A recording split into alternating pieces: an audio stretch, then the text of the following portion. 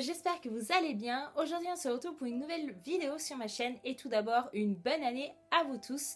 J'espère que vous avez profité de ces fêtes de fin d'année, que vous avez mangé à votre faim. En tout cas moi j'en peux plus, mais bon, c'est pas en janvier que je vais arrêter de manger parce que je suis une grande fan des galettes frangipane et vu que c'est le seul mois de l'année où on peut en trouver, autant vous dire que je me fais plaisir.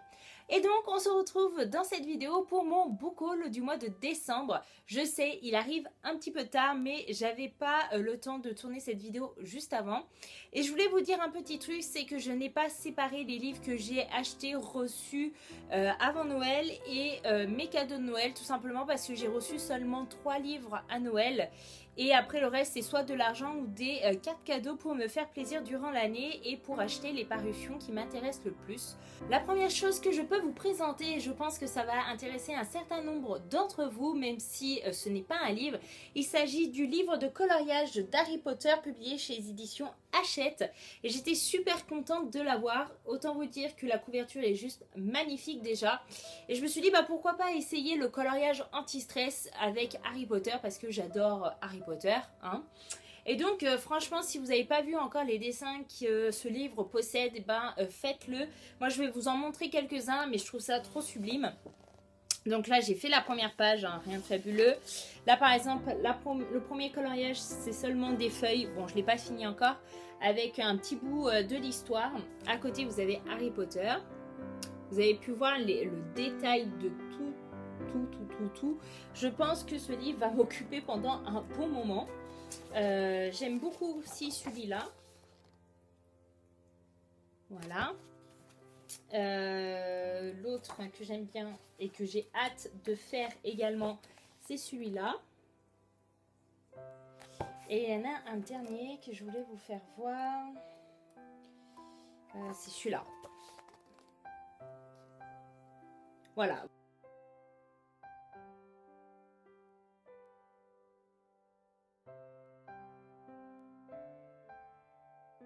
Donc me demandez pas vraiment de quoi ça parle parce que je m'en souviens plus. Je me rappelle que j'avais vu une vidéo d'une booktubeuse qui en parlait en bien et elle m'avait convaincue à le rajouter dans ma wishlist et du coup dans ma palle, hein. Si vous regardez cette vidéo et que je vous le présente dedans, c'est qu'il a rejoint ma palle. Et donc c'est l'histoire de sorcières avec des secrets, etc. Donc pourquoi pas. J'ai également acquis Cœur Cookie et Cœur Sucré de la saga Les Filles au chocolat écrit par Cathy Cassidy et publié chez les éditions Nathan. Donc ici, il me semble que ce sont les 2 derniers tomes de la saga et vous allez me dire mais pourquoi tu les as pris alors que tu n'as pas encore commencé la saga? Parce que j'envisage de lire toute la saga. J'en entends que du bien et les couvertures sont juste sublimes. Je trouve que ça donne envie de manger, hein. Étant une grande gourmande, je peux qu'aimer ces couvertures. Et du coup ici, il me semble qu'on suit des jeunes filles qui vont devoir s'habituer à la vie de famille recomposée parce qu'apparemment leurs parents sont divorcés et je pense que soit la maman ou soit le papa refait sa vie avec quelqu'un qui a également des enfants. Et du coup, je me suis dit, pourquoi pas suivre les aventures de cette famille. Si vous suivez régulièrement la chaîne YouTube, vous avez pu voir le prochain livre dans une de mes vidéos, puisque j'ai reçu en décembre Le Feu Secret de C.J. Dorothy et de Karina Rosenfeld, publié chez les éditions Robert Laffont dans la collection R.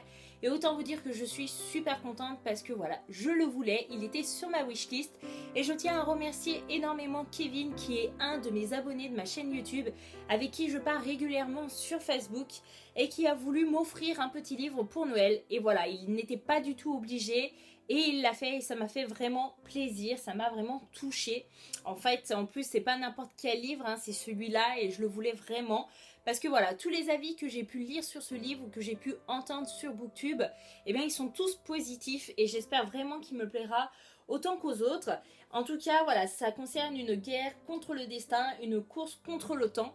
Je veux pas en savoir plus, je veux être surprise. Et voilà, j'espère le lire assez vite parce qu'il me semble que c'est un tome 1 et du coup, pourquoi pas le lire avant que le tome 2 sorte. J'ai craqué également pour 49 jours le tome 1 de Fabrice Collin publié chez les éditions Michel Lafon. Ici, on va suivre un jeune adolescent de 17 ans qui s'appelle Florian et qui meurt dans un attentat dans le métro. Et du coup, il va être réveillé par un être de lumière qui va lui demander de faire un choix assez bizarre. Il va lui demander de soit rejoindre le royaume qui est une sorte de paradis, ou soit de rejoindre le Nil, je crois que ça se prononce comme ça, qui est une sorte de gouffre. Mais voilà, Florian n'a pas le droit de voir ces deux choses avant de prendre sa décision. Et il a 49 jours pour prendre cette décision. Je trouvais le résumé plutôt alléchant et j'ai failli acheter toute la saga parce qu'il me semble que toute la saga était présente dans la vente privée dernièrement de Michel Lafon. Et je me suis dit, bah autant tester avec le tome 1 et au pire j'achèterai les tomes lors de la prochaine vente privée s'ils y sont encore. Donc voilà, j'espère vraiment que cette saga va me plaire, mais en tout cas, le résumé me plaît énormément. J'ai également craqué pour Je t'ai rêvé, écrit par Francesca Appia et publié chez les éditions Robert Laffont dans la collection R. Donc ici c'est une de leurs dernières parutions et on peut dire qu'on n'en entend que du bien de ce roman et j'espère qu'il va me plaire aussi. On va suivre une jeune adolescente qui s'appelle Alex et qui est atteinte de schizophrénie. Un jour elle rencontre un jeune homme et elle pensait l'avoir inventé de toutes pièces, sauf qu'il se trouve bien en face d'elle en chair et en os. Et elle va commencer à vivre une vie normale, à arrêter de se soucier de la schizophrénie, est-ce qu'elle a inventé ces choses-là ou non. Elle va se faire des amis, elle va tomber amoureuse, elle va commencer à aller à des soirées. Voilà. Un résumé qui n'est pas si extraordinaire que ça, mais selon toutes les chroniques que j'ai pu entendre ou pu lire, ce livre est assez touchant, assez poignant et je pense que c'est une belle histoire à lire. Au mois de décembre, j'ai été contactée par une auteure pour lire son roman. Autant vous dire qu'au début, j'étais un petit peu mitigée, mais bon, elle m'a quand même bien convaincue. Vous savez que les réécritures de contes, c'est pas vraiment ma tasse de thé, et ben là, je vais vous épater parce que c'en est une. Et il s'agit de « Et s'il n'avait pas beaucoup d'enfants », le tome 1, Blanche-Neige de Laetitia Machado. J'ai oublié de lui demander comment ça se prononçait, donc désolée. Et publié chez les éditions Percé.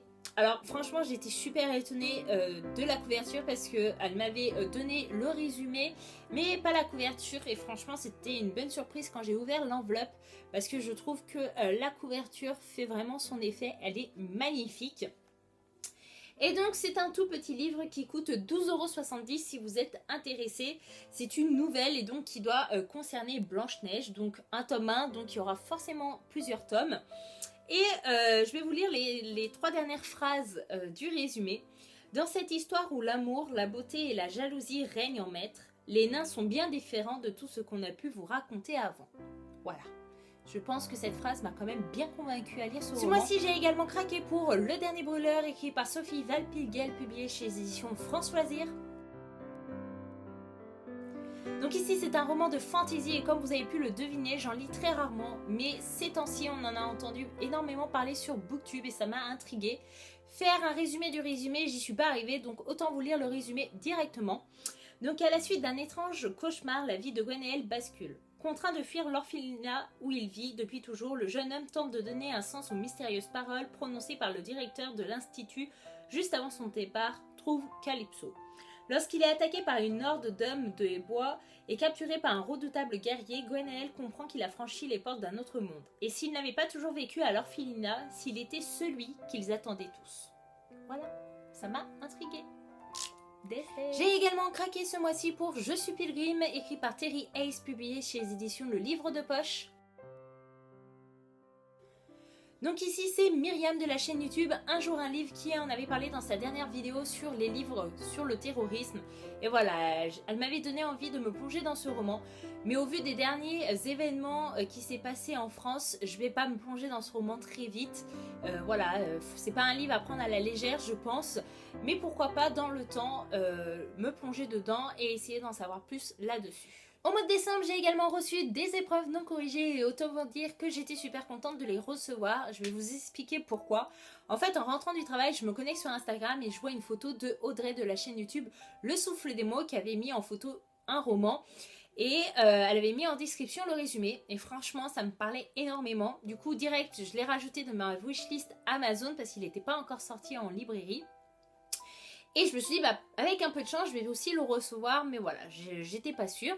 Ma maman et ma soeur rentrent des courses juste après et me disent, tiens, t'avais un livre dans la boîte aux lettres. Et là, je me dis, mais si c'est celui-là, autant vous dire que je saute au plafond. Et bah, c'était celui-là et j'étais super contente. Donc, il s'agit de Si c'est la fin du monde de Tommy Wallach, je ne sais pas comment ça se prononce. Publié du coup chez les éditions Nathan. Et à l'heure à laquelle où vous regardez cette vidéo, il est déjà sorti parce qu'il sortait le 7 janvier 2016. Et la couverture est comme ça. Donc je trouve que c'est quand même une très belle couverture. Donc ici dans ce roman, on va suivre des adolescents, il me semble, et qui apprennent que dans 2 mois, c'est la fin du monde. Et je trouve que c'est un résumé assez alléchant qui donne envie de se plonger dans ce roman. Voilà, je pense que n'importe qui d'entre nous, on nous dirait là aujourd'hui, à ce moment-là, t'as 2 mois pour finir de faire tout ce que t'as envie, parce que dans 2 mois tu meurs, parce que c'est la fin du monde. Voilà, je sais même pas comment je pourrais réagir à cette situation et qu'est-ce que je ferais durant ces 2 mois.